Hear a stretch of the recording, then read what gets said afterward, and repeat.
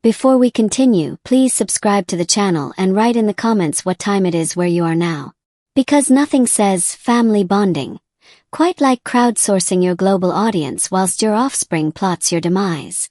But deep breath. Let's dive into this absolute carnival of familial catastrophe, shall we? I'm Heather, 28 years old, and my life, bless it, has been one long shadow cast by my sister's spotlight, which, might I add, wasn't even that bloody bright to begin with. But when you're raised in a household where one child is treated like the second coming and the other is essentially unpaid domestic labor, perspective gets a bit wonky, doesn't it? Every step I took, every breath I drew, was measured against her supposed perfection. And I use the word supposed, with all the weight of someone who spent nearly 3 decades watching mediocrity get gilded and sold as genius. But last month, at our family's Thanksgiving dinner, because of course it happened at Thanksgiving, the universe does enjoy its cliches. Something inside me didn't just crack. Shattered. Spectacularly. Like a dropped iPhone, but with more emotional baggage and considerably less insurance. The table was absolutely heaving with relatives. You know the type, the ones who only materialize for free food and the chance to judge your life choices. My sister, drunk on wine and her own self-importance, though mostly the wine, managed to spill her glass all over the carpet. A carpet that, knowing my mother, probably cost more than my entire university education. Oh wait, no, that was paid for by my scholarships and 3 bloody jobs. Never mind. She pointed at me. Not asked. Pointed. Like I was a particularly slow waiter. Clean it up, she slurred. You're good at that. Ah yes, I thought. Nothing quite like being reduced to your most basic service functions by someone who can barely stand upright. How utterly charming. My mother, Patricia, champion of the golden child, secretary of unfulfilled dreams, nodded. Actually nodded. And smirked. The smirk was the bit that really twisted the knife. She's right, Mum said, her voice dripping with that special blend of condescension and matter-of-factness that only mothers can truly master. You've always been her little helper. Helper. Not sister. Not daughter. Helper. As if my entire existence could be summarized by my ability to fetch and carry and clear up other people's messes whilst they got on with the important business of being brilliant. My aunt, because there's always an aunt, isn't there? Laughed. Proper threw her head back and cackled like I'd just performed the most hilarious party trick instead of being casually dehumanized at the dinner table. My father sat silent, as he had done reliably for 28 years. Silence, I'd learned, was Gregory's love language. That, and the occasional grunt of vague approval from behind a newspaper. Then, and this is where it gets properly delicious, my sister kicked off her fancy red stiletto. Proper designer thing, probably cost more than I earned in a month at my first job. She tossed it my way like she was throwing scraps to a dog. Clean this too. I stared at that shoe. Really looked at it. All that leather and entitlement and casual cruelty wrapped up in a size 7. And something in my brain just clicked. Or snapped. Semantics. I grabbed that shoe, locked eyes with her. Beautiful moment, that, watching her wine-addled brain try to process what was happening, and flung it towards her face. Didn't hit her, more's the pity, but it was the thought that counted. The shoe landed in the bin. Poetic, really. Clean it yourself, I said. Voice steady as you like, despite the fact that my heart was doing its best impression of a techno beat. 28 years as this family's slave is over. I walked out. Just like that. Their stunned silence trailing behind me like the world's most awkward wedding train. No dramatic speech. No tears. Just done. Finished. Put. A week later. 7 glorious days of radio silence. 45 missed calls appeared on my phone. All from my mother. Each voicemail progressively more desperate. Heather, please. Something's wrong with your sister. We need you. Oh, do you now? I thought, scrolling through them with all the enthusiasm of someone checking their spam folder. How terribly inconvenient for you all. I texted back 3 words. The slave's busy. Would you make them pay or give them a chance to make things right? Comment below and let's debate. Though I suspect you already know which way I'm leaning, and it's not towards forgiveness and group hugs. That rage, that absolutely volcanic fury that erupted at Thanksgiving, hadn't just appeared overnight. No. It had been simmering since my earliest memories, bubbling away like a particularly resentful casserole that nobody bothered to check on. Growing up in a working-class suburb of Chicago, because naturally this entire tragedy had to unfold in America, land of the free, home of the dysfunctional, our home was a modest brick house where the living room doubled as a shrine to my sister's supposed brilliance. Photos of her dominated the walls. Absolutely plastered they were. Her Harvard acceptance letter, framed in actual gold like it was the Magna Carta. Law school awards polished weekly, because God forbid a bit of dust diminish their glory. Her graduation cap frozen mid-toss, capturing that moment of triumph for all eternity. Or at least until the next achievement came along to replace it. My single school picture, shoved in a dark corner behind a stack of her certificates. If you squinted and tilted your head at precisely the right angle, you might just spot 12-year-old me, grinning awkwardly in a jumper that was definitely my sister's hand-me-down. Visibility. Optional. Importance. Non-existent. My mother built her entire world around being my sister's champion. Patricia, former secretary, had poured all her unfulfilled dreams, and there were apparently buckets of them, into her eldest daughter. She'd say things like, "Look at your sister. So beautiful, so smart, so successful. You should try to be more like her." Right, yes, I'd think, let me just completely alter my DNA and personality to better suit your vision of acceptable offspring. Shall I take up space differently as well? Perhaps breathe more quietly. My father worked long hours as a mechanic. Came home exhausted, smelling of oil and resignation. He never challenged the obvious preference. Never once said, "Perhaps we should treat both our daughters like they matter equally." No, Gregory offered only occasional quiet nods when I showed him something I'd done. His silence felt like agreement, like consent, like he'd looked at the situation, shrugged, and decided that rocking the boat required more energy than he had left after fixing everyone else's cars all day. The pattern started early, depressingly early. At age 8, I brought home a first-place ribbon from the school maths competition. My teacher had praised my quick calculations, actually seemed impressed that a child could do more than count on her fingers. But when I showed it to my mother, she glanced at it briefly, like I'd presented her with a particularly unremarkable leaf I'd found outside, and set it aside. "That's nice, Heather," she said, in that tone that very clearly communicated it was not, in fact, nice at all. "Now go help your sister with her homework. She has an important test tomorrow." And just like that, my achievement became a footnote to her needs. A minor interruption in the important business of maintaining her brilliance. Welcome to my childhood, where personal accomplishments were systematically transformed into opportunities to serve someone else. From then on, my daily routine revolved entirely around service.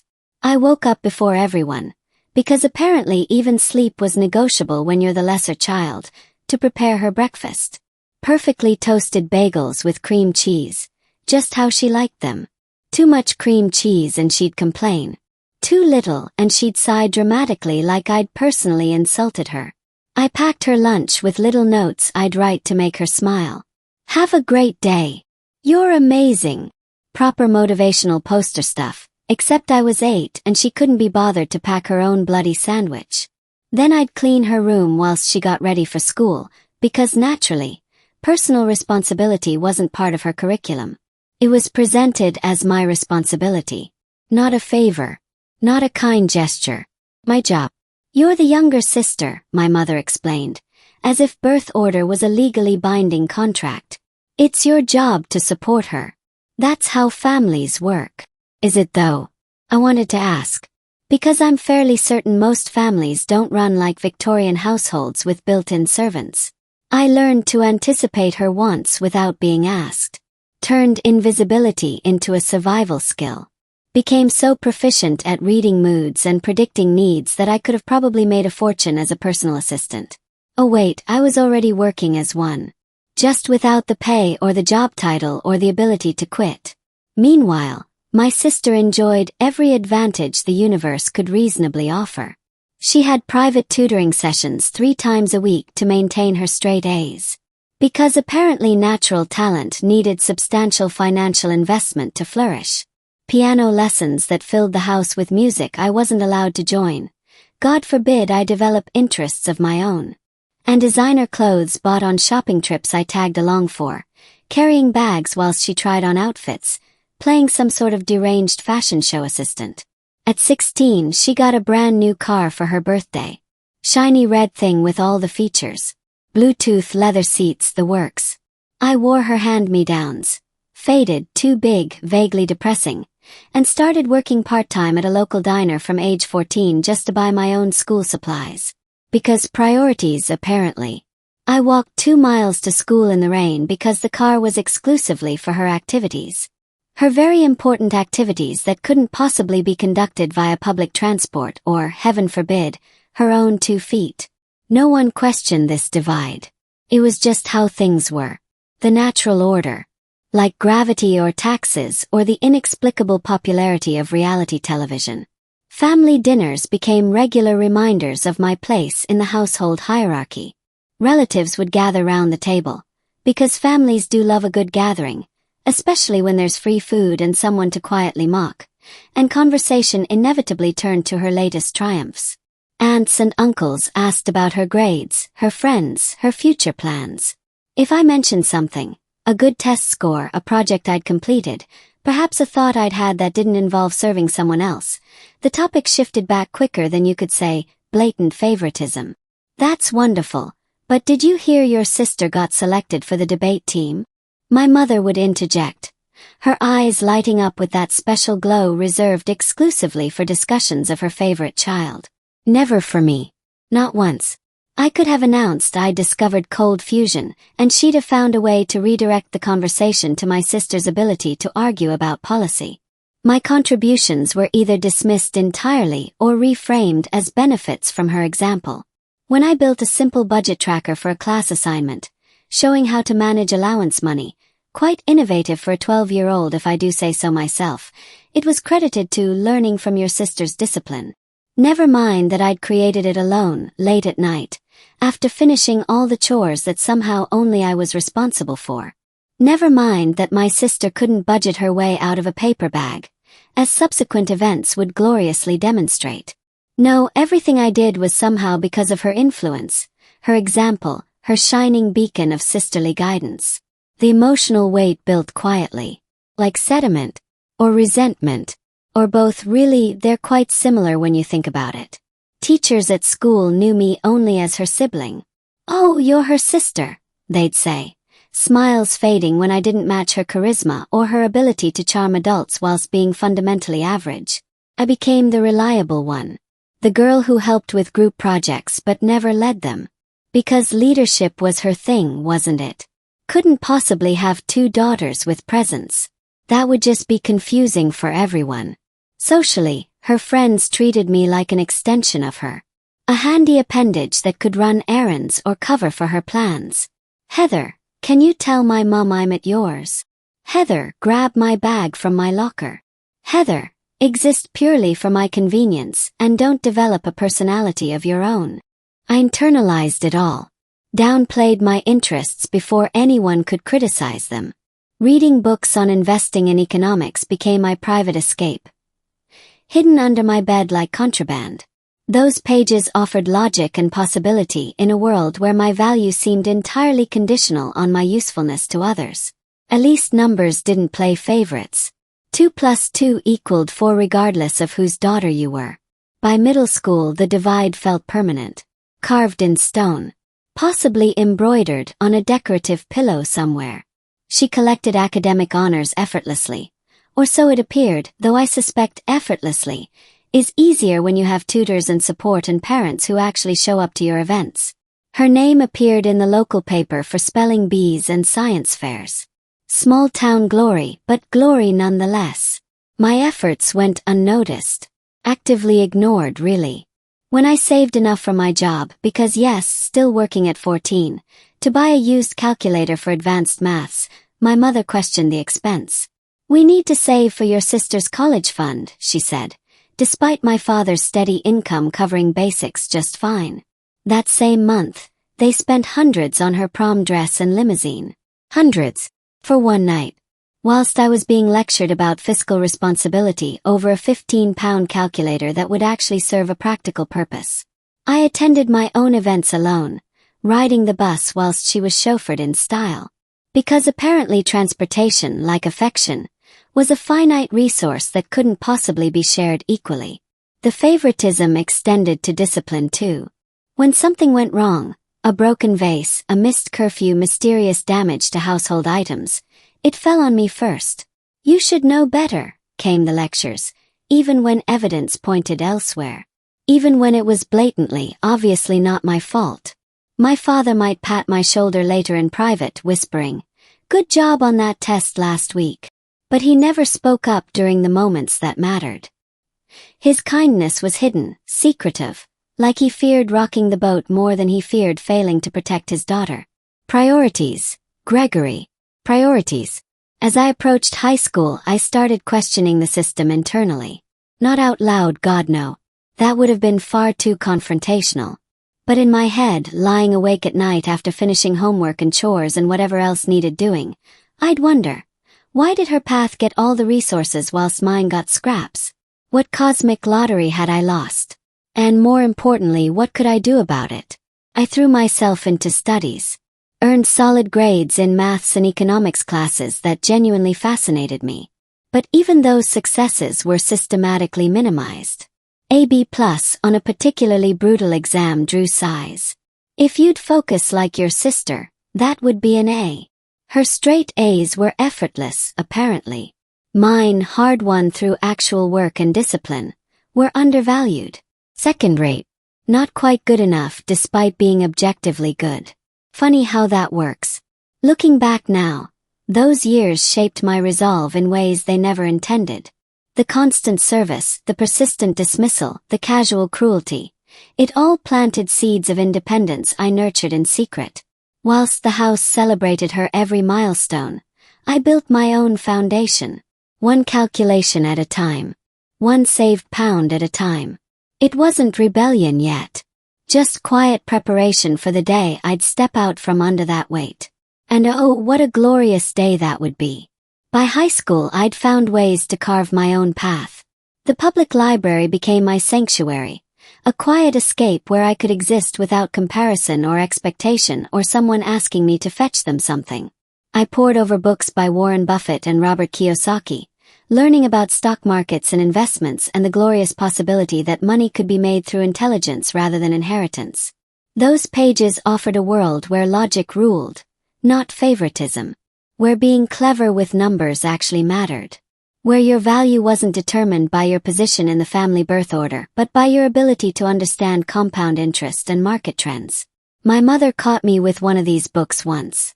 Proper caught me like I was reading something inappropriate instead of trying to educate myself. She scoffed. Off. Those books won't make you a better woman, Heather. Focus on practical skills like your sister. Right, yes, I thought, because my sister's practical skills definitely include cleaning up after herself and managing basic life tasks. Wait. I hid them under my mattress after that, reading by torchlight after everyone slept like some sort of financial rebel. Very underground. Terrifically subversive. Educating yourself. What a scandal. At 15, I entered a state maths competition. Spent weeks building a model to predict stock trends, working through calculations until my eyes crossed and my brain felt like soup. My calculations won first place. Actual first place. But no one came to the ceremony. Not one single family member bothered to attend. They were at my sister's regional debate tournament instead. Because naturally, her ability to argue persuasively about topics she'd researched the night before was far more important than my legitimate academic achievement. Priorities. They had them. They were just rubbish. Later, and this bit is particularly delicious, I found out she'd used my research notes to prep her winning arguments. Actually nicked my work and claimed the ideas as hers. My ribbon went into a drawer, unnoticed and unmentioned. Her trophy went on the mantelpiece, pride of place, polished weekly. School remained a constant reminder of my place in the world. Teachers greeted me with, "Oh, you're her sister," their smiles fading when I didn't match her charm or her ability to make adults feel clever for talking to her. Her friends treated me like a personal assistant, asked me to carry their bags, fetch snacks during lunch, exist purely for their convenience. I was just the younger one, defined entirely by her shadow. Socially, I faded into the background. Started eating alone in the library to avoid their demands. At least books didn't ask me for favors or treat me like I was fundamentally less important than someone else. To afford my own supplies, because God forbid my parents actually fund both children equally, I juggled 3 part-time jobs. Diner waitress, grocery clerk, weekend tutor. Whilst my sister focused on building her future with no distractions. No work. No responsibilities. Just pure, unadulterated opportunity to be brilliant. My mother justified it with impressive mental gymnastics. She's preparing for Harvard. You can't expect the same opportunities. Can't I though? I wanted to ask. Is equality really that radical a concept? Her Harvard acceptance came when I was 16, sparking weeks of family celebrations. Proper party atmosphere. Aunts and uncles flooded our house, toasting her future as a lawyer like she'd just discovered penicillin. My parents took out a loan, an actual loan, to cover her deposit, calling it an investment in greatness. Meanwhile, I applied to State University of Illinois with a full scholarship for their finance program. When I shared the news, proper achievement, that full scholarship based purely on merit, my mother's response was a curt nod. That's practical, Heather.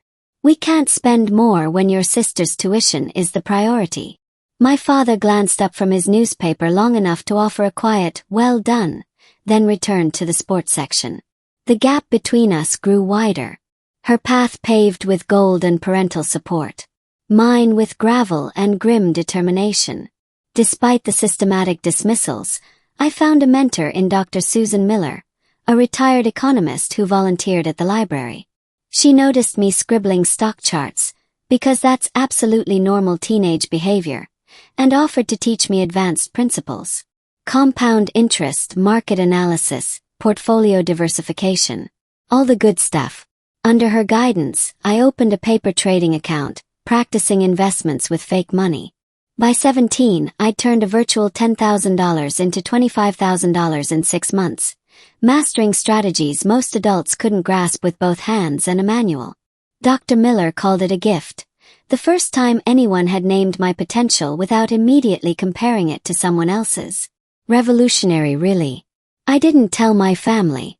Sharing felt like inviting judgment, and I'd learned that silence was considerably safer than vulnerability.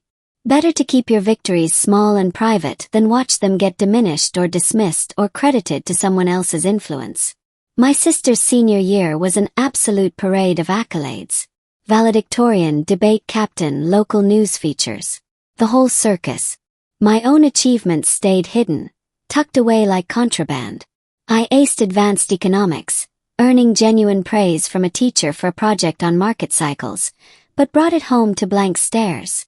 Your sister's speech at graduation was flawless, my mother said instead, redirecting the conversation with the skill of a professional politician. Because why acknowledge one daughter's success when you could bang on about the others for the 1,000th time? Family gatherings echoed the same tired pattern.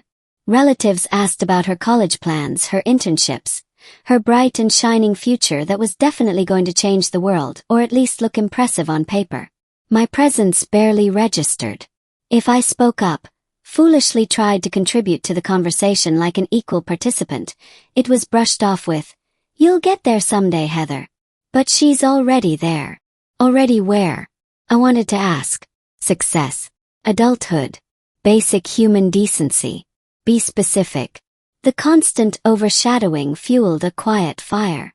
I started saving every penny from my jobs, building a secret fund for university. Late nights after shifts and homework, I studied investment blogs and practiced trading patterns.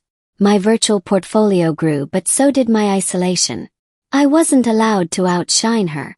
Not in their eyes. Better to remain dim and overlooked than bright and threatening. When I graduated high school with honors, actual legitimate academic honors, my ceremony was overshadowed by her move to Harvard. My parents drove her to campus, helped her settle into her dorm, probably tucked her in and read her a bedtime story. I packed my bags alone for state, hauling boxes to my car, the one I'd bought myself naturally, in silence. Dr. Miller sent a congratulatory note. The only one who bothered to mark the moment. The only person who seemed to think I'd achieved something worth acknowledging. That summer I made a choice. Keep my growing skills hidden. Not out of shame but strategy. The world they'd built didn't deserve to claim my light. They'd spent years trying to dim it. Let them think they'd succeeded. Meanwhile, I'd build something they couldn't touch. Something entirely my own. As I prepared for university, I carried those library lessons and my secret fund, ready to build something magnificent. Something that would make all of this worthwhile. Something that would prove once and for all that being underestimated was the best advantage you could possibly have. State University of Illinois felt like freedom. Proper, glorious freedom. My 200-square-foot studio apartment, paid for with financial aid and 3 part-time jobs because patterns, they persist, was a sanctuary despite its peeling paint and neighbors who apparently held rock concerts at 2 a.m. For the first time in my life, I was judged on my own merits. Radical concept that finance classes challenged me in ways that felt thrilling rather than exhausting. I thrived, earning a 4.0 GPA and a spot on the dean's list every semester. Worked as a campus tutor, library assistant, and weekend intern at a local bank, balancing 18-hour days to cover tuition and rent. Because why have a normal university experience when you could work yourself into the ground instead?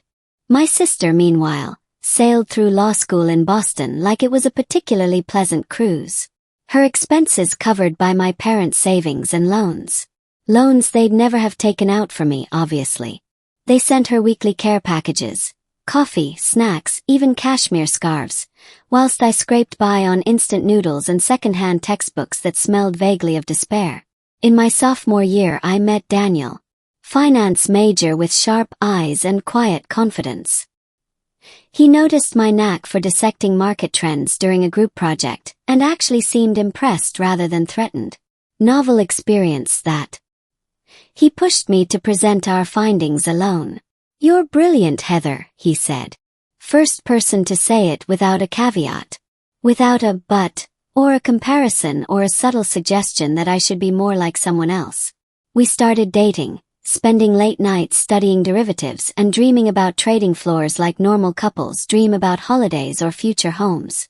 Daniel became my anchor, celebrating my A's and my first internship offer at a small investment firm. Actually celebrated them.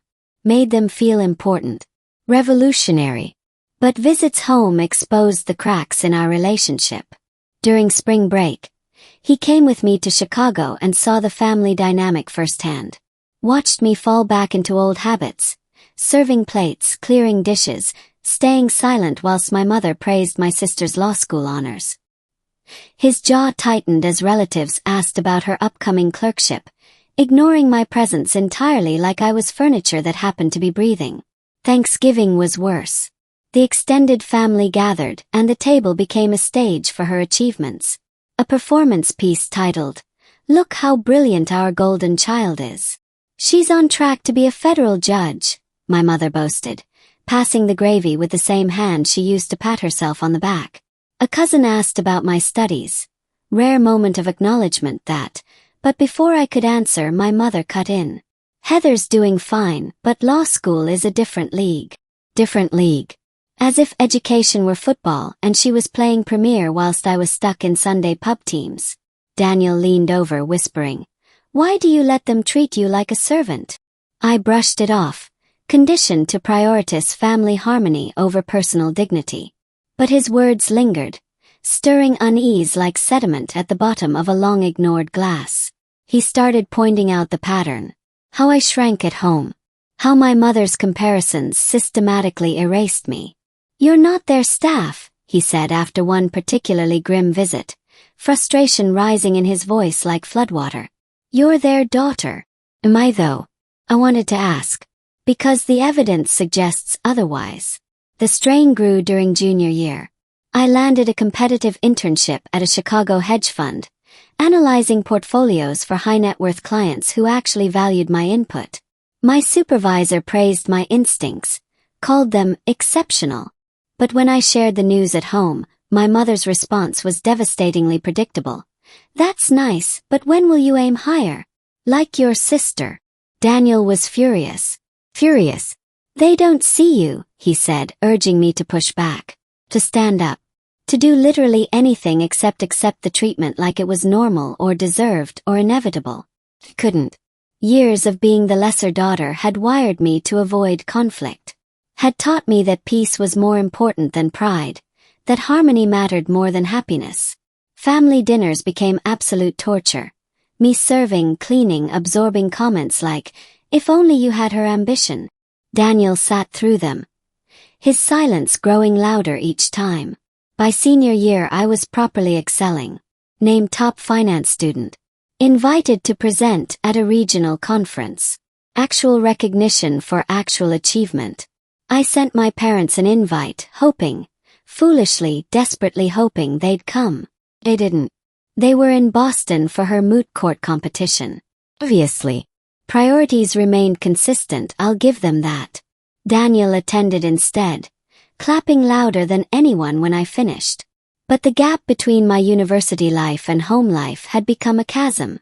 He started pressing harder. "You're letting them define you," he said one night, voice sharp with frustration. "Set boundaries or you'll lose yourself."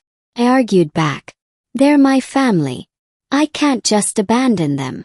Even as I said it, I knew how it sounded. Knew he was right. Knew I was choosing their comfort over my own well-being. But knowing and changing are different things entirely. The tension built, our dates turning into debates about my inability to stand up for myself. I felt torn, love for him clashing with ingrained duty to my family.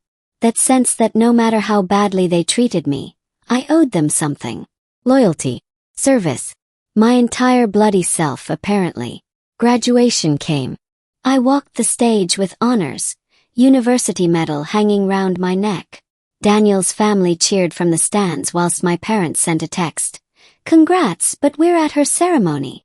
Her law school graduation was the main event. Mine an afterthought. Footnote. Tuesday's news on a Saturday. Daniel pulled me aside after, his face serious. Properly serious. "I can't keep watching you disappear in that house," he said. "Choose yourself or we're done." His ultimatum hit like a physical blow. I loved him, genuinely loved him, but the weight of my conditioning felt heavier. Family first. Always family first, even when family treats you like they'd prefer you weren't there at all. We fought. Voices rising in my tiny apartment, neighbors probably listening through walls thin as paper. "I can't change them," I said, tears falling because apparently emotional breakdowns are mandatory during relationship endings. He packed his bag, movements deliberate and final. "Then change how you let them treat you." He left for a job in New York. And I stood alone in my apartment, the silence absolutely deafening. The space where he'd been felt vast and terrible and entirely my own fault. The 2008 financial crisis hit just as I graduated. Spectacular timing, really. My honors degree and Dean's List record meant absolutely nothing when banks froze hiring and the economy collapsed like a particularly elaborate house of cards. With no job offers and savings drained from university, I had no choice but to move back into my childhood bedroom in Chicago at 22. Brilliant, I thought, hauling boxes up familiar stairs. Back to square one. How utterly delightful. The familiar walls, still plastered with my sister's accolades like a shrine to everything I wasn't, closed in around me. She, meanwhile, landed a high-flying job at a top law firm in Boston, buying a sleek downtown condo with a skyline view. 'Cause of course she did. The universe clearly hadn't finished making its point. My mother didn't miss a chance to highlight the contrast. "Your sister planned her career better," she'd say, passing me laundry to fold like I was staff. Finance was a risky choice. Risky. As if studying economics during an economic crisis was somehow my fault. As if I'd personally triggered the global financial collapse through poor life choices. My father stayed quiet, tinkering in the garage to avoid tension. Classic Gregory. When in doubt, hide among the tools. Returning home felt like stepping back into a cage. A familiar, deeply depressing cage. I was thrust into old roles. Cooking dinners, running errands, cleaning up after family gatherings like I'd never left. Like the degree I'd earned and the independence I'd fought for were just a brief holiday from my real purpose. Serving other people. My sister, home for holidays, treated me like her personal assistant. Demanded I organize her work files or pick up her dry cleaning or exist purely for her convenience. "You're living here rent-free," my mother justified when I dared to look slightly mutinous. "Contribute something useful." Right, yes, I thought, scrubbing dishes at 11 p.m. Because emotional labor and actual labor don't count as contributions. Obviously. The expectation was crystal clear. My presence was a burden. My purpose was to serve. When I mentioned job applications, my mother waved it off. Maybe try something stable like secretarial work. Not everyone's cut out for big careers. The dismissal stung, but worse was the silence from my father. He avoided my eyes when I passed him in the hall, like looking directly at his daughter's disappointment might turn him to stone. The breakup with Daniel made it unbearable. He'd moved to New York for a trading job, unwilling to watch me shrink back into the family's shadow. Our last call ended with him saying, "I can't stay if you won't fight for yourself." The line went dead. So did a piece of me. I threw myself into job searches, sending hundreds of resumes into the void. Each rejection email felt like proof I'd never escape. Proof they were right. I wasn't good enough, wasn't special enough, wasn't worth the investment. Then came Victor, senior advisor at a struggling Chicago financial firm where I finally landed an entry-level role after 5 months of searching. The pay was barely above minimum wage, crunching numbers for small business clients. But Victor saw something in me. "You think like a strategist," he said after I streamlined a client's budget, cutting their costs by 10% through methods that apparently hadn't occurred to anyone else. He gave me unconventional tasks, analyzing market shifts, drafting investment plans, things most new hires didn't touch, things I was actually good at. Off hours, he connected me with freelance clients needing personal financial advice. I worked late into the night, building budgets and portfolios for small investors, earning fees that quickly outpaced my sister's law firm salary. Interesting, I thought, watching my bank balance grow. Very interesting indeed. I didn't tell a soul. Keeping my success secret was deliberate, strategic. At home, I played the broke graduate, nodding when my mother compared my unstable job to my sister's secure career. Let them think I was struggling. Let them maintain their comfortable narrative of the successful daughter and the disappointing one. I funneled every pound into a hidden savings account, growing it steadily whilst living frugally in their basement. My sister's visits became showcases of her arrogance. She'd toss her coat at me, expecting me to hang it, or complain about her stressful cases whilst I washed dishes like paid staff. My mother enabled it enthusiastically. "She works so hard, Heather. Help her out." Right, yes, I thought, scrubbing wine glasses at midnight. Because heaven forbid she learned to hang up her own bloody coat. I bit my tongue. But each demand, each casual dismissal, each moment of being treated like furniture that occasionally did chores, it all fueled a growing fire. A quiet, controlled burn that was building towards something spectacular. My father's health added pressure. A heart condition surfaced, requiring expensive tests not covered by insurance because American healthcare is an absolute delight. Medical bills piled up like unwanted post. My mother's stress turned into pointed comments. "If only you had a real job you could help," she'd sigh, conveniently ignoring that I was quietly banking thousands. Oh, I could help, I thought, watching her fret over bills whilst my secret account grew fatter by the day. Absolutely could. But where's the fun in that? Victor pushed me further, teaching me advanced investment strategies, hedging, options trading, all the clever bits that multiply money if you know what you're doing. By 6 months in, I was earning more than my sister's starting salary. Sometimes pulling $10,000 in a single month from high-net-worth clients who actually valued my expertise. I kept it all hidden. Every penny stashed in investments. Every success buried under a carefully maintained facade of struggle. The double life took its toll, but it was delicious. Absolutely delicious. By day, I was nobody in their eyes. Fetching coffee, folding laundry, existing in the margins. By night, I was a financial powerhouse, advising clients who trusted my instincts and paid handsomely for them. The contrast sharpened my resentment like a blade. Every snide comment, every chore, every comparison stoked a quiet rage. I wasn't ready to break free yet. The timing had to be perfect. But I was building an empire they couldn't see. One that would soon turn their comfortable little world absolutely upside down. 3 years after moving home, a Seattle investment firm changed everything. They'd hunted me down for a senior analyst role, offering $180,000 annually plus bonuses. 6 figures. 6 figures. I stared at the offer letter like it might disappear if I blinked. Accepted immediately. Packed my bags with the efficiency of someone who'd been planning their escape for years. Left Chicago without telling my family the full truth, because why would I? They'd spent my entire life minimizing my achievements. Let them continue thinking I was barely scraping by. To them, I was still struggling at that shaky finance job, just about keeping my head above water. In reality, I bought a modern 3-bedroom house in Seattle's Capitol Hill. Proper house, not a flat. Complete with a view of the Sound that cost more than my parents' entire mortgage. My personal investment portfolio hit $500,000 by age 26, built on disciplined trading and freelance work they knew nothing about.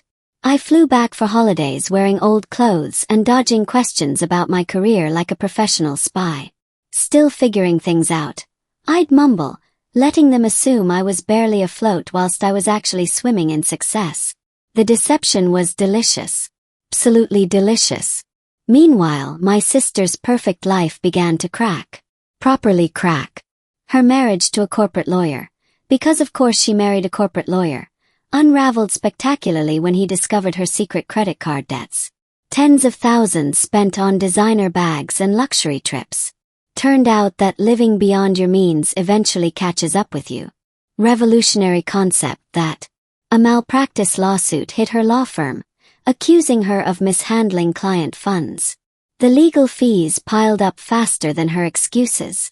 Her condo payments became unmanageable.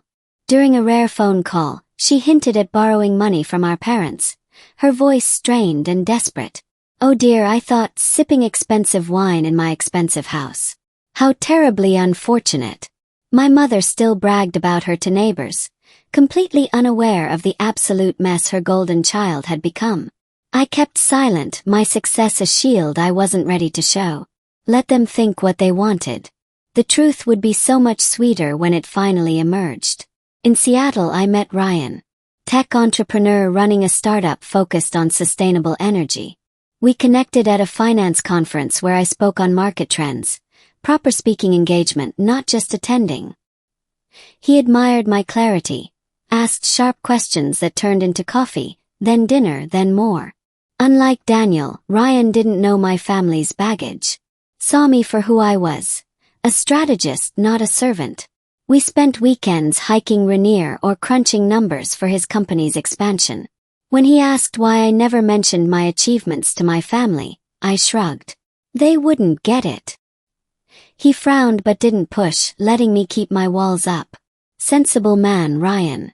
Knew when to leave things alone. Back home, my father's health worsened. His heart condition required surgery costing $80,000, uncovered by insurance because again, American healthcare is just brilliant. My mother's calls grew frantic, mentioning mortgage struggles and the risk of losing their house. My sister, drowning in her own debt like a financial Titanic, couldn't help. My aunt, always quick to meddle in matters that weren't her business, suggested I take out a loan. You don't have big expenses, she said, completely oblivious to reality. The irony burned beautifully. I could have paid cash twice over, but I let them think I was broke. Their assumptions fed my resolve to stay hidden. My success remained a private rebellion, a secret weapon I wasn't quite ready to deploy. Thanksgiving brought the breaking point. The absolute, glorious, spectacular breaking point. I flew to Chicago, bracing for the usual routine. Serving, cleaning, being systematically ignored whilst they discussed more important things. The dining room was packed with relatives, the air thick with tension and the smell of turkey and dysfunction. My sister, visibly stressed and half drunk, proper drunk, swaying slightly, knocked over her wine glass. Red wine spreading across the carpet like blood. Dramatic, really. "Clean it up, Heather," she snapped, not asked. Nap. Like I was a dog who'd made a mess. "You're used to it." My mother nodded, actually smirked. The smirk was what did it.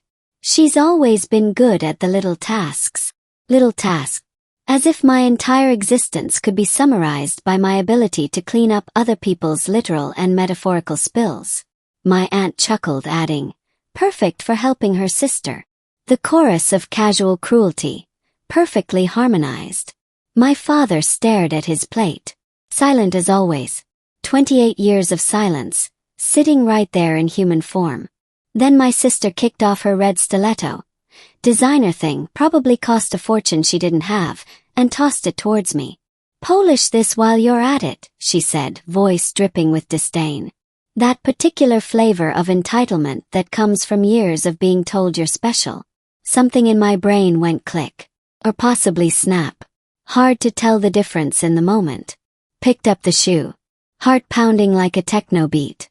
Locked eyes with her. Beautiful moment, watching her wine-addled brain try to process what was happening. Without a word, I flung it towards her face. Didn't hit her, sadly, but it was the thought that counted. The shoe landed perfectly in the bin by the door. Swish, I thought. Nothing but net. "Clean it yourself," I said, voice steady despite the absolute chaos happening in my chest. 28 years of being your slave ends now. I grabbed my coat. Didn't even bother with goodbyes and walked out. Just walked out. Their stunned faces frozen behind me like a particularly disturbing photograph. No dramatic speech. No tears. No explanation. Just done. Finished. Absolutely finished. The silence as I left was deafening. Glorious. The sound of a lifetime of expectations shattering like dropped china. The week after I walked out was absolute chaos. Delicious chaos. My phone buzzed constantly with missed calls. 45 of them. All from my mother. Each voicemail progressively more desperate. Started angry. "How dare you embarrass us like that?" Then shifted to pleading. "Heather, please, we need you. Something's wrong with your sister." "Oh, is there?" I thought, scrolling through them with a cup of excellent coffee. How terribly inconvenient. I ignored them all. Every single one. Let them sit in their panic whilst I enjoyed my peaceful Seattle life. Finally texted back once, just 3 words. "The slave's busy. Send." Felt brilliant. Absolutely brilliant. Meanwhile, my sister's world had collapsed like a condemned building. The criminal investigation into her mishandling of client funds led to bankruptcy. Proper bankruptcy. Chapter 7 filing, everything seized. Her law license was suspended. Turns out professional bodies frown upon financial mismanagement. Who knew? She faced potential jail time. Her sleek condo seized to cover debts she'd racked up trying to maintain an image she couldn't afford. Karma, I thought, is an absolute legend. My father's heart condition triggered a near-fatal attack. Required emergency surgery costing $120,000. Money they absolutely didn't have. My mother's voice cracked in her last voicemail, admitting they might lose the house to foreclosure. Part of me felt guilty. Small part. Tiny part. But mostly I felt vindicated. They'd spent 28 years treating me like I was worthless. Now they needed me. Funny how that works. I returned to Chicago for a family meeting.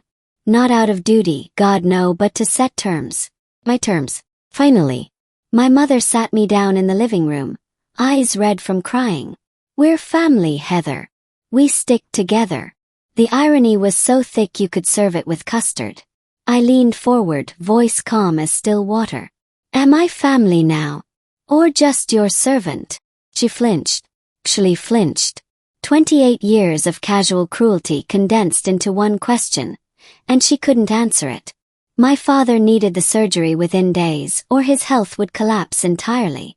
My sister, drowning in legal fees and bankruptcy proceedings, couldn't contribute a penny. My aunt chimed in with her usual helpful commentary. You must have some savings from your little job. Little job. I let the assumption hang in the air like smoke. Then I laid out my conditions. They were simple, really. They would host a family gathering, proper gathering, everyone there, where my mother and sister would publicly apologize for 28 years of unfair treatment. Not private. Not whispered. Public. My sister had to admit her financial irresponsibility, her arrogance, her systematic abuse of someone who'd done nothing but support her. My photos would replace hers on the living room walls. All of them. No more shrine to the golden child. And absolutely no more comparisons. No more demands.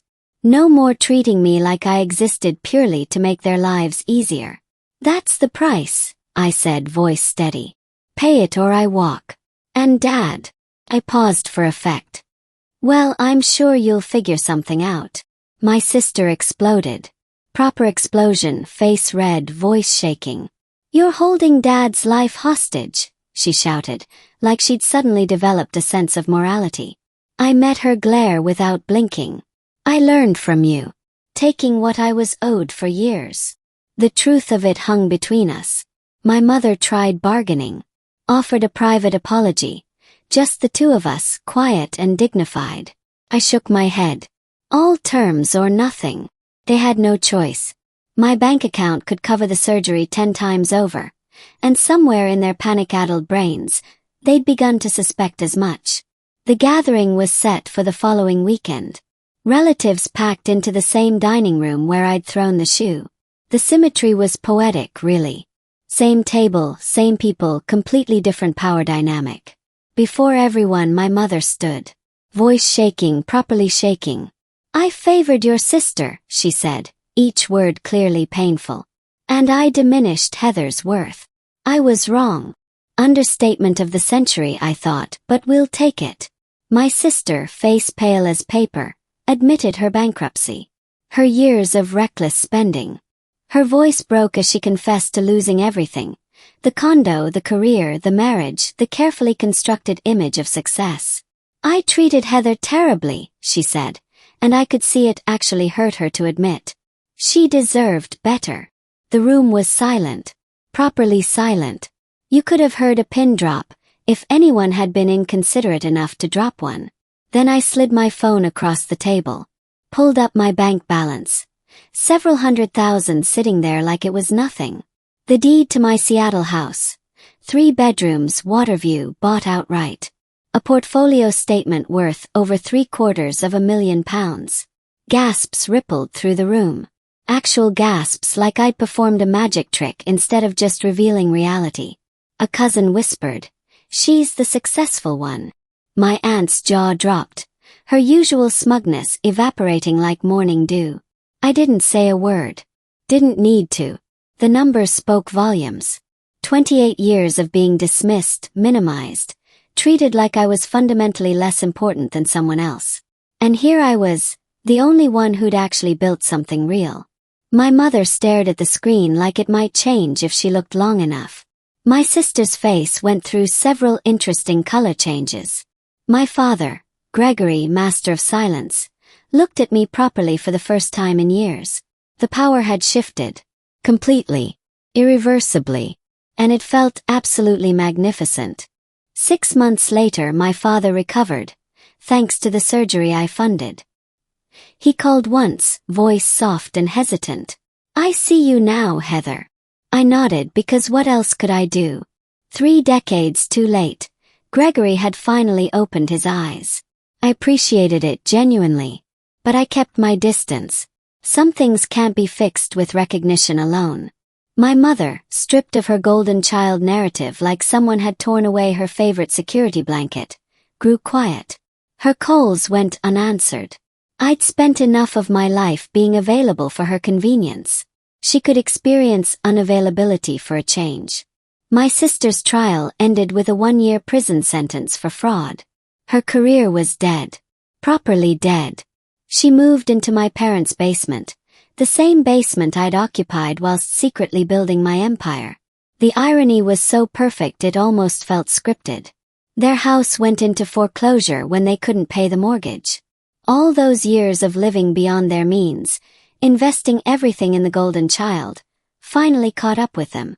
They moved to a cramped apartment, downsizing from the shrine to success into something that actually matched their reality. In Seattle, life got properly brilliant. I was promoted to vice president at the firm, my salary climbing to £250,000. Ryan proposed during a sunset hike. His ring simple but steady, like our relationship.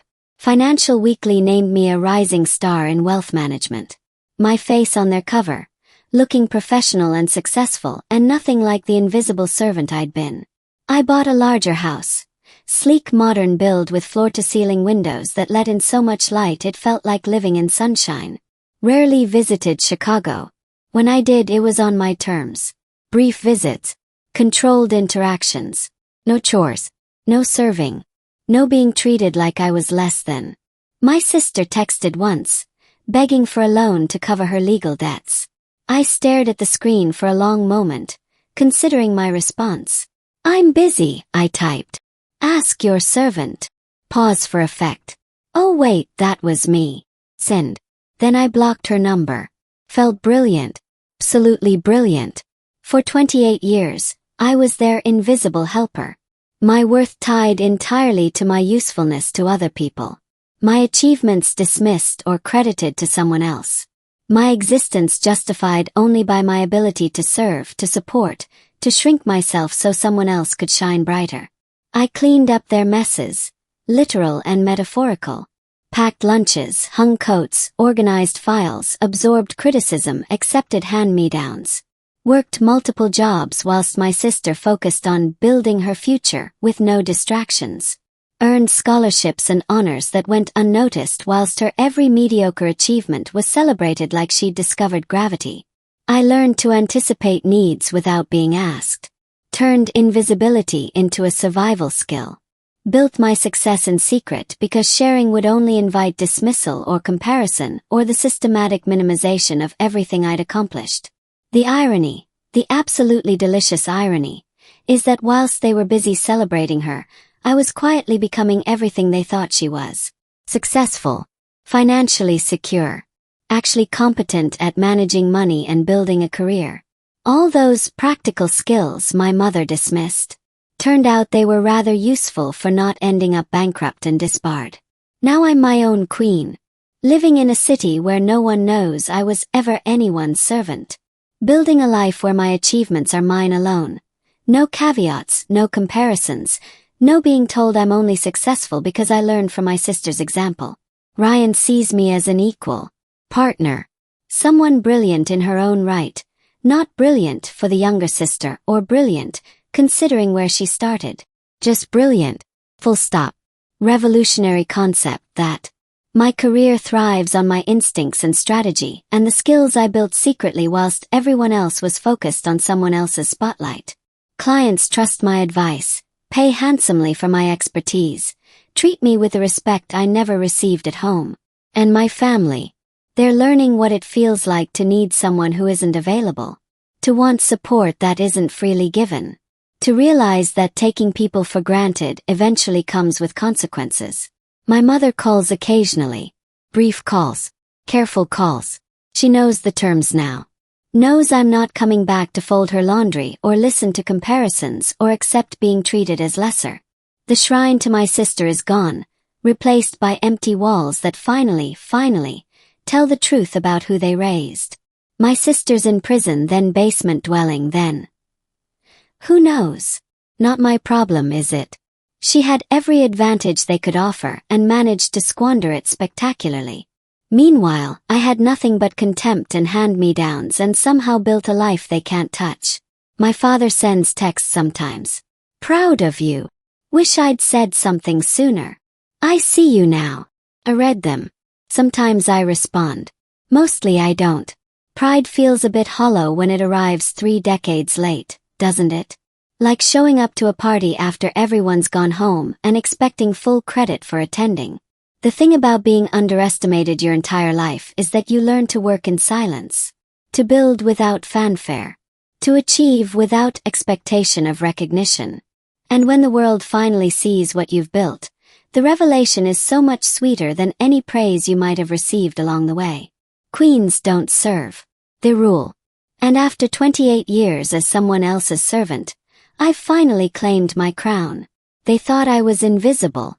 Turns out I was just saving my shine for people who deserve to see it. And now I'm absolutely radiant. It's been 3 years since that Thanksgiving dinner. 3 gloriously peaceful years of living on my terms, building my empire, and not once, cleaning up someone else's spilled wine. My company went public last year. Ryan's sustainable energy startup that I'd quietly invested in during the early days, using all those secret skills I'd developed whilst my family thought I was unemployable, worth £50 million. My shares alone are worth enough to buy my parents' entire neighborhood. Not that I would have standards. Ryan and I got married on a cliff overlooking the Pacific. Small ceremony. Close friends. People who'd actually shown up for me over the years. Dr. Susan Miller was there, 83 years old and sharp as ever, telling anyone who'd listen that she'd always known I was brilliant. My father attended, sat in the back, cried quietly. My mother sent a card. My sister sent nothing, which was the best gift she could have possibly given me. The wedding photos sit on my mantle. Just ours. No shrine to anyone else's achievements. No gold-framed acceptance letters. No certificates proving someone else's worth at the expense of my own. Just Ryan and me laughing in the sunset, building something neither of us has to prove to anyone. My parents live in that cramped apartment still. I offered once, just once, to help them financially. My mother's voice went quiet on the phone. We can't accept that, Heather. Why not? Asked, genuinely curious. Because. She paused. Because we don't deserve it. First honest thing she'd said in 30 years. No, I agreed. You don't. But I'm offering anyway. Because here's the thing about being raised to be endlessly giving. Sometimes the habit sticks, even when the recipients don't deserve it. Not because you're family. Not because you earned it. But because I can. And because, unlike you, I don't tie my generosity to conditions. They accepted. Paid off some debts. Moved to a slightly less cramped apartment. My mother sends thank you cards now. Proper ones. Handwritten. I read them and feel nothing really. Not satisfaction. Not anger. Just the pleasant neutrality of someone who's moved on to better things. My sister got out of prison last year. Cleaned up her act, apparently. Works as a paralegal now. About 15 rungs down from where she started, but at least it's honest work. She sent a letter once. Long letter. Proper apology. The kind that takes actual self-reflection rather than desperation. I read it. Considered it. Filed it away. Maybe someday I'll respond. Maybe I won't. The power of choice is a beautiful thing. My career continues to flourish in ways that would have been impossible if I'd stayed in Chicago. Folding laundry and absorbing casual cruelty. I'm keynote speaking at conferences, appearing on financial programs, building a reputation as someone who genuinely knows what she's doing. Not because of anyone else's influence. Not despite my background. Just because I'm actually bloody good at what I do. The best revenge, they say, is living well. But I'd argue the best revenge is living well whilst the people who doubted you are forced to watch from the sidelines, finally understanding exactly what they lost when they chose to dismiss you. Do I think about them? Occasionally.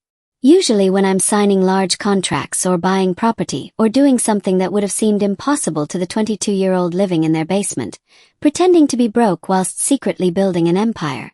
Do I regret walking out? Not for a single second. The only regret I have is not doing it sooner. Not standing up for myself years earlier. Not throwing that shoe at Thanksgiving when I was 15 instead of 28. But timing, I've learned, is everything. The revelation was so much sweeter because I'd waited. Because I'd built something undeniable. Because when I finally showed them who I really was, there was no way to dismiss it or minimize it or credit it to someone else's influence. The numbers don't lie. The houses don't lie. The career doesn't lie. And neither do I. Not anymore. The actual end. Because every queen needs a proper closing. So here I am. 31 years old. Vice president of a successful firm. Married to a man who sees me as an equal. Living in a city where my past doesn't define me and my future is entirely my own to build. I still read economics books, but now I read them in a home office with floor-to-ceiling windows instead of by torchlight under my mattress. I still manage investments, but now I'm managing millions instead of virtual portfolios on free trading apps. I still work long hours, but now it's because I'm passionate about what I'm doing, not because I need 3 jobs to afford basic supplies.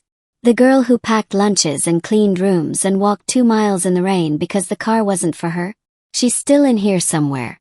But she's not ashamed anymore. Not diminished. Not invisible. She's the reason I appreciate everything I have. She's the reason I never take success for granted.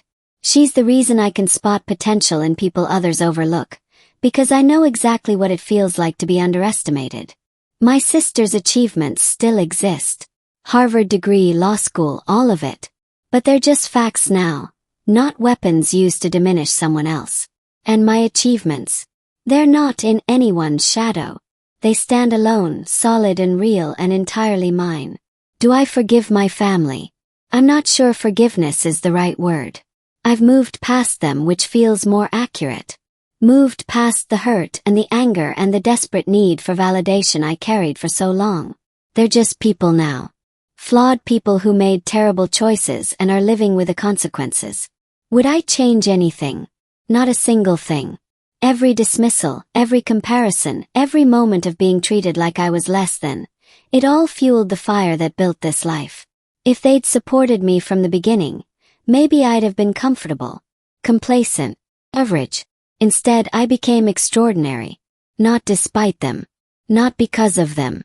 Entirely independent of them. And that, darlings, is the real victory. So to everyone out there who's ever been the invisible sibling, the overlooked child, the one who serves whilst others shine, keep building. Keep working. Keep that fire burning quietly until you're ready to reveal exactly what you've created. Because when you finally step into your own light, when you finally claim the crown you've always deserved, the revelation will be so sweet it makes every difficult moment worthwhile. Queens don't serve. They rule. And after 31 years, I've finally learned to rule my own life. Absolutely radiant indeed. Word count. 10,000 words exactly. Because even in literary rebellion, one must maintain standards. The bonus round. Because apparently we're not quite finished. People ask me sometimes, usually at conferences or networking events where everyone's pretending their lives are perfect. How did you do it? How did you go from nothing to this? And I want to laugh. Want to tell them that nothing is relative. That I didn't come from nothing. I came from something far more complicated. I came from a family that had resources but chose to pour them all into one vessel whilst the other collected dust in the corner. Hard work, I usually say, because it's easier than the truth. Because nobody wants to hear about family dysfunction over canapes and champagne. Smart investments. Right opportunities. All true. But incomplete. The real answer is longer, messier. Considerably less palatable for polite company. The real answer is, I did it because I had to. Because staying invisible meant dying slowly.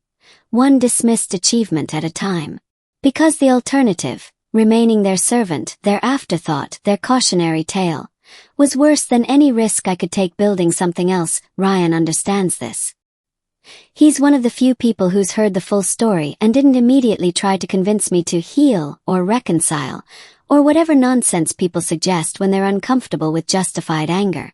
He just nodded and said, "Makes sense." They're lucky you're willing to speak to them at all. Exactly. We're building an investment fund now. Specifically for people from complicated backgrounds. The overlooked kids, the ones who had to work 3 jobs through university, the ones whose families didn't believe in them. We're calling it second place capital. Bit on the nose, perhaps, but I've never been one for subtlety. The irony of using my success to help others who were treated as second isn't lost on me. It's actually rather perfect. Take the pain, transform it into something useful. Help others avoid the same trap. Capitalism with a conscience, if such a thing exists. My sister heard about it. Sent another letter. This one shorter. I'm proud of you, it said. What you're doing is important. I stared at those words for a long time. Proud. She's proud of me. After 30 years of being the standard I could never meet, she's suddenly proud. The audacity is almost impressive. Part of me, small part getting smaller every day, wants to respond. Wants to build some sort of relationship with a sister I never really had. But then I remember the shoe. The wine. The casual cruelty that was so normalized, I didn't even recognize it as abuse until Daniel pointed it out. And I think maybe someday. But not today. Today I'm still too busy being proud of myself. Filling up that well that was empty for so long. The reality check. Or what they don't tell you about winning. Here's what nobody mentions when they talk about triumph over adversity. Winning doesn't fix everything. Shocking, I know. But success, even spectacular, undeniable, rub it in their faces success, doesn't erase 30 years of being told you're not enough. I still catch myself minimizing achievements. Still hear my mother's voice saying, "That's nice, but..." When I accomplish something. Still feel that instinctive need to make myself smaller, quieter, less threatening to people around me. Therapy helps. Dr. Richardson, brilliant woman, reminds me a bit of Dr. Miller. Has helped me untangle years of conditioning. We meet weekly, discussing things like radical self-acceptance and breaking generational patterns. Sounds like nonsense, actually works. She asked me once, "What would you tell your 8-year-old self? The one who brought home that maths ribbon?" Thought about it. Really thought. I'd tell her she's brilliant. That the ribbon matters. That she deserves to be celebrated. And that it's not her fault. That she didn't do anything wrong. That some families are just broken. And it's not the child's job to fix them. Dr. Richardson nodded, made a note. Have you told yourself that? Present tense you. Hadn't actually. Been so focused on being angry at them, I'd forgotten to be kind to myself. Revolutionary concept that. Treating yourself with the compassion you'd offer someone else. Working on it. Some days are better than others. Some days I'm the confident VP who keynotes conferences and makes million-pound decisions without flinching. Other days I'm still that girl walking 2 miles in the rain, wondering what she did wrong to deserve being invisible. Both versions are real. Both are valid. I'm learning to hold space for both. The unexpected twist. Because life loves a good plot development. My mother got diagnosed with early-stage Alzheimer's last month. Dad called to tell me, voice shaking. She's asking for you. Course she is, I thought. Now that she needs something. But I went. Flew to Chicago, rented a car. Drove to that cramped apartment that smells like regret and old carpet. She was sitting by the window. Thinner than I remembered. Looked small. Fragile. Nothing like the titan of judgment who dominated my childhood. "Heather," she said. Actually smiled, warm and genuine. "I'm so glad you're here. The Alzheimer's is early enough that she knows who I am. Late enough that sometimes she forgets to maintain the careful distance we'd established. Sometimes she's just, the mum I never had but always wanted. I'm sorry," she said that first visit. "For everything. See it now. I see what I did." Part of me wanted to say, too late.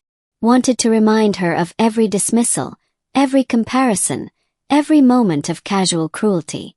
But she looked so small, so frightened, so aware that her mind was slipping away. "I know," I said instead. "'Cause she does know." Finally. Whether it's the disease stripping away her defenses or genuine remorse doesn't really matter anymore. I've been visiting monthly, taking her to appointments, managing her medication, doing all the things a dutiful daughter does. Not because I owe her, not because she deserves it, but because I'm not her. I'm better than the parent she was. Ryan asks sometimes if it's too much. If I'm sacrificing my peace for someone who never protected mine. Maybe I am. But here's the thing. Taking care of her doesn't mean forgiving her. Doesn't mean forgetting. It means choosing who I want to be, independent of who she was. Queens don't just rule. They decide what kind of ruler they want to be. The full circle. Because patterns either break or repeat. We're expecting. Found out 3 weeks ago. Stared at that positive test for about 15 minutes. Brain absolutely refusing to process the information. I'm going to be someone's mother. Someone's first influence. Someone's entire world for a few years. Terrifying doesn't begin to cover it. Ryan's ecstatic. Already planning nurseries and researching schools and talking about teaching them to code before they can walk. I'm mostly just panicking quietly, wondering if I know how to do this without repeating my mother's mistakes. Dr. Richardson assures me awareness is half the battle. You know what not to do, she said. That's further than most people start. True. I know exactly what not to do. Don't compare. Don't dismiss. Don't create hierarchies of worth. Don't make love conditional on achievement. Don't turn one child into a servant for the other. The what to do part is harder. How do you celebrate achievements without creating pressure? How do you support without suffocating? How do you build children who are confident but kind, ambitious but empathetic, successful but not at others' expense? No bloody clue. But I've got 9 months to figure it out. My mother, in one of her clearer moments, said something interesting. I was so afraid of being ordinary, she told me. I thought if your sister was extraordinary, it meant I was worth something. And there it was. The root of 30 years of dysfunction. Her unfulfilled dreams, poured into one child until that child buckled under the weight. Her fear of insignificance, manifested as my invisibility. Almost felt sorry for her. Almost. Our child will be allowed to be ordinary, I told Ryan that night. Brilliantly, perfectly, wonderfully ordinary if that's what they choose. He kissed my forehead. They'll probably be extraordinary anyway. Look at their mum. Not the point, I said. But I smiled anyway. So here we are. Full circle. The invisible daughter becomes the visible mother. The overlooked child builds a life where everyone is seen. The servant becomes the queen and decides to rule with compassion rather than cruelty. My sister's doing better apparently. Remarried. Working steady. Building something small but stable. We're not close. May never be close, but we're not enemies anymore either. Just two people who shared a childhood and survived it differently. My father tends to my mother with a dedication he never showed when she was healthy. Making up for lost time, perhaps. Or just finally stepping up when it really matters. Either way, I see him more clearly now. Not a villain. Just a weak man who chose silence over courage. Human. Flawed. Forgivable maybe, but not forgettable. The empire I built still stands. Grows actually. But it's not the empire that matters most anymore. What matters is the choice I have now. The ability to decide who deserves my time, my energy, my service. Some days I choose my parents. Some days I don't. Some days I respond to my sister's texts. Some days I let them sit unread. The power of choice, turns out, is the real crown. And in 7 months, give or take, there'll be another person in this story. Someone who'll never know what it feels like to be second. Someone who'll grow up seeing both parents at their events, both sets of achievements celebrated, both children, if we have more, loved equally and fiercely and without condition. Breaking patterns is hard. But I've done harder things. Built empires in basements. Walked away from Thanksgiving dinners. Transformed rage into success. Surely I can transform pain into better parenting. The invisible daughter is visible now. Radiant actually. Building something that matters. Ruling her own life. And the best part, The absolute best part. I'm just getting started. Now we're done. Properly done. Queen's out. Final word count. 11,500 words. Because apparently when you're on a roll, you don't stop at arbitrary numbers. Content is user-generated and unverified.